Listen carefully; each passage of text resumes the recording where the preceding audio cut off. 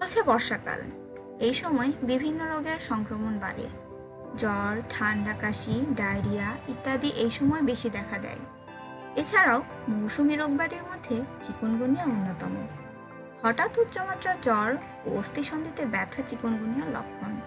এই রোগে মৃত্যু ঝুঁকি প্রতি 10,000-এ 1 জন বা এর চেয়েও কম। তবে বয়স্কদের ক্ষেত্রে এই রোগের জটিলতা তুলনামূলকভাবে বেশি হয়ে থাকে। জনস্বাস্থ্য বিশেষজ্ঞ ডাক্তার তানভীর আহমেদ চিকুনগুনিয়ার লক্ষণ ও প্রতিকার নিয়ে বিস্তারিত জানিয়েছেন। কিভাবে ছড়ায়? এই ভাইরাসটি মশার কামড়ের মাধ্যমে মানব শরীরে প্রবেশ করে।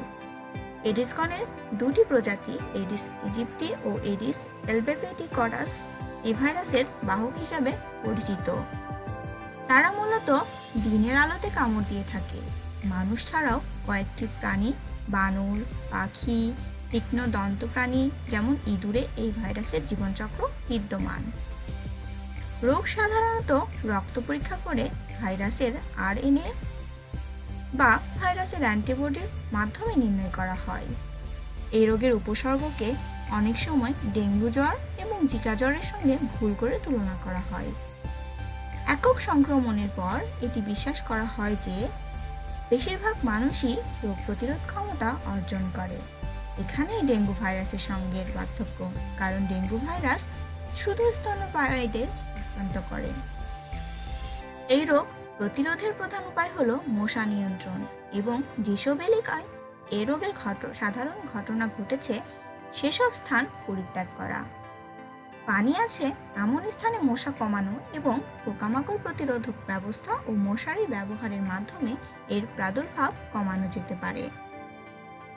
2016 সাল নাগাদ এই রোগ কোনো প্রতিষেধক বা চিকিৎসা আবিষ্কার হয়নি। সাধারণত জ্বর ও শরীরের বিভিন্ন স্থানে ব্যথা কমানোর জন্য বিশ্রাম, তরল খাবার গ্রহণ এবং সাধারণ জ্বরের ওষুধ সেবনের পরামর্শ দেওয়া হয়। যদিও চিকুনগুনিয়ার প্রাদুর্ভাব সাধারণত এশিয়া ও আফ্রিকাতে বেশি দেখা যায়, তবে প্রতিবেদন অনুসারে 2000-এর শতকে এটি ইউরোপ ও আমেরিকাতে ছড়িয়ে পড়েছে।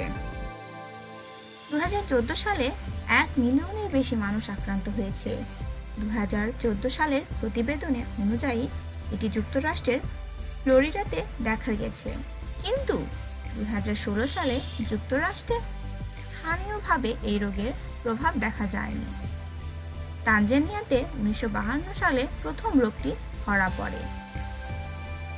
এই ভাইরাসের সুপ্তিকাল থেকে এর 1 থেকে 12 দিন, তবে বেশিরভাগ ক্ষেত্রে তা 3 থেকে 7 দিন পর্যন্ত থাকে। অনেক সময় এই ভাইরাস আক্রান্ত হলেও কোনো উপসর্গ প্রকাশ পায় না। সাধারণত 72 থেকে 97% ক্ষেত্রে উপসর্গ দেখা দেয়। ফুসকুড়ি রোগের শুরুতে দেখা দিতে পারে, তবে অনেক সময় রোগ শুরু হওয়ার 2 থেকে 3 দিন পর জ্বর কমতে শুরু করলে ফুসকুড়ির আবির্ভাব হয়। এছাড়া অন্যান্য উপসর্গের মধ্যে রয়েছে মাথা ব্যথা, ক্লান্তি, পেট ব্যথা, ফটোফোবিয়া বা আলোর দিকে তাকাতে সমস্যা। বড়দের আর্থ্রাইটিস বা জয়েন্টে প্রদাহ হতে পারে। সাম্প্রতিক এই ভাইরাস সংক্রান্ত মহামারী থেকে পাওয়া তথ্য থেকে বোঝা যায় যে চিকুনগুনিয়া জ্বরের ফলে ক্রনিক পর্যায়ে ছাড়া তীব্র অসুস্থতা হতে পারে। তীব্র অসুস্থতার পর্যায়কে 2টি ভাগে ভাগ করা হয়েছে। 5 থেকে 7 দিনের মধ্যে এর প্রথম পর্যায়ে ভাইরাসের রক্তের মধ্যে প্রবেশ করে, পরবর্তীতে শেষ ধাপে স্বাস্থ্য পুনরুদ্ধারকারী পর্যায়ে পৌঁছায়, যে সময়টি 10 দিন স্থায়ী হয়। এ পর্যায়ে ভাইরাস রক্তে শনাক্ত করা যায় না। সাধারণত এই রোগটি শুরু হয় হঠাৎ করেই শরীরের তাপমাত্রা বৃদ্ধির মাধ্যমে, যা 7 থেকে 10 দিন পর্যন্ত স্থায়ী হয়। জ্বর সাধারণত 390 সেন্টিগ্রেড থেকে 1020 ফারেনহাইট বা মাঝে মাঝে 400 সেন্টিগ্রেড বা 1040 ফারেনহাইট পর্যন্ত হয়ে থাকে পর্যন্ত স্থায়ী হয় এবং আস্তে আস্তে কমতে থাকে। রক্তে ভাইরাসের প্রাদুর্ভাবের সাথে জ্বর আসে এবং রক্তে ভাইরাসটির মাত্রা যতই তীব্র পর্যায়ে পৌঁছায়, লক্ষণগুলোর তীব্রতাও সাথে সাথে বৃদ্ধি পেতে থাকে। ভাইরাসটির রক্তে প্রবেশের পর যখন আইজিএম নামে একটি অ্যান্টিবডি রক্তস্রোতের মধ্যে বাইরের থেকে প্রবিষ্ট রোগ জীবাণু প্রতিরোধক পদার্থ সৃষ্টি করে, তখন এর প্রভাব কমতে শুরু করে। মাথা ব্যথা, অনিদ্রা, তীব্র অবসাদ সাধারণত ৫ থেকে ৭ দিন থেকে যায়। ভাইরাস পৃথকীকরণ, সেলোরেজের মাধ্যমে পরীক্ষাগারে ভাইরাস শনাক্ত করা হয়। এ রোগগুলোর প্রতিরোধ, এই রোগের বিরুদ্ধে কার্যকরী অনুমোদিত কোনো টিকা নেই।